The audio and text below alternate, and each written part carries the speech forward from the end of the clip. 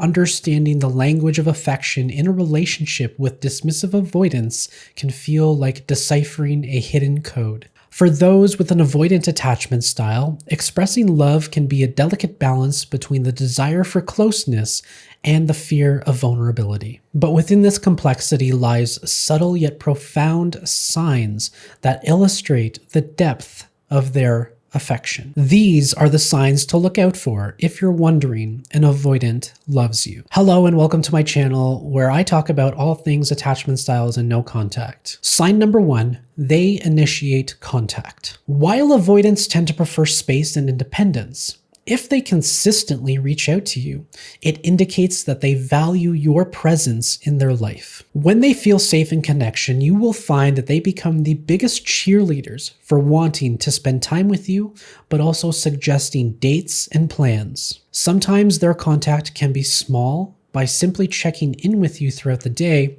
to see how you're doing. Other times, their contact can be grand by surprising you with last-minute date plans. The degree to which they initiate contact with you will largely depend on the relationship between their feelings and their fears at the time. When their fears are high, they may shy away from contact. When their feelings are greater, their motivation for showing affection through quality time will shine through. Which leads me to sign number 2, consistency, which can be one of the most challenging aspects of an avoidance relationship. They may not always express their love in grand gestures, but if you notice a consistent effort to maintain a relationship and spend time with you, then you know they truly care about you. Don't be so quick to attribute their inconsistency to their attachment style.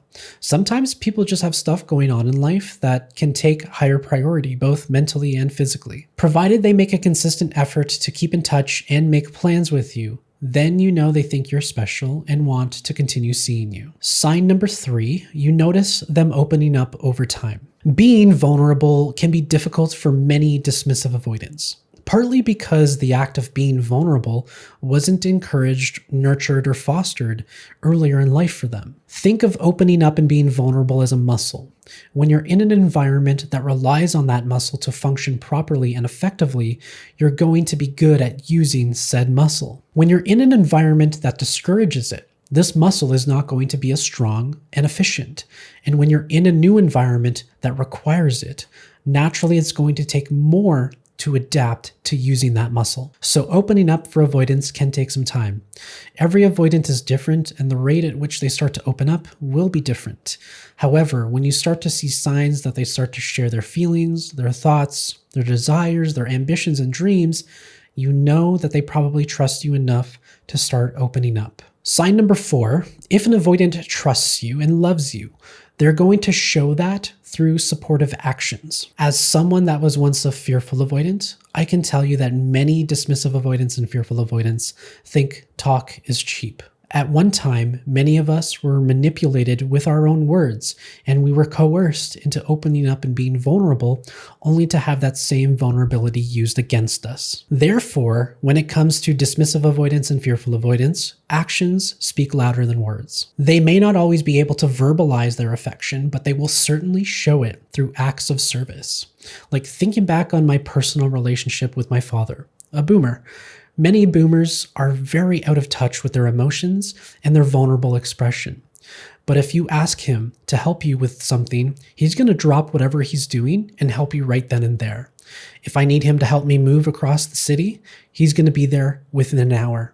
And this is how strong they want to show that they care for people through acts of service, because it very often is one of their dominant love languages. So actions like being there for you or helping you in very practical ways are one of the most common ways that dismissive avoidance and fearful avoidance will communicate their love for you. Sign number 5, many dismissive avoidants, not all, but many, have respect for your boundaries. Avoidants are often people who will deeply respect your boundaries in relationships.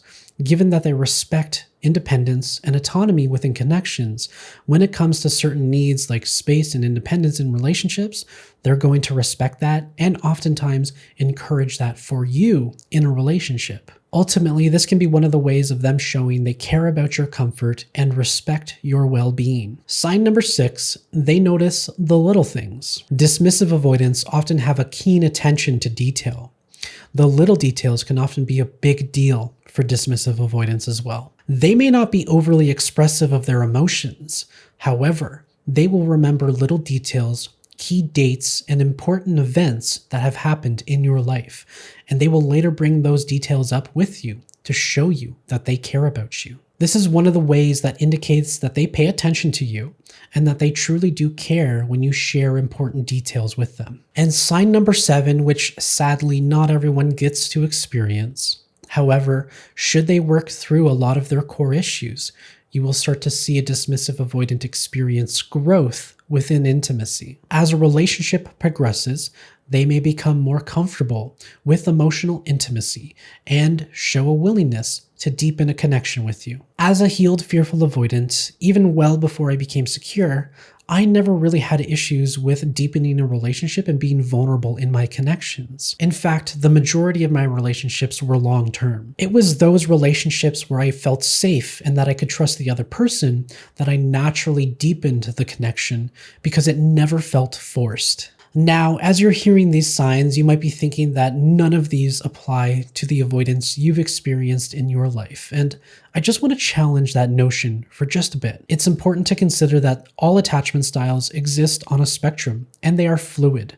Some may have more severe deep core wounds, and therefore it manifests as a more severe attachment style. Not every dismissive avoidant or fearful avoidant out there has issues with intimacy, vulnerability, or deepening connections.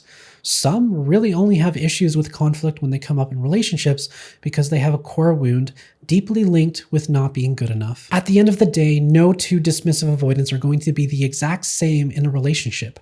So we really should try our absolute best not to generalize an entire group of people based purely on a label that only explains one side of them. If you've had a relationship with an avoidant, or you yourself are a dismissive avoidant and you've seen these signs in your relationships, then feel free to share your experience in the comments down below. I'm sure there are many people who would love to know how things worked out. Also, if you're interested in working together to talk about your relationship, your breakup, or even your own attachment style, then feel free to check out the links in the description to book a one-on-one session with me. You can also check out these videos if you want to learn more about avoidant attachment. Until next time, happy healing.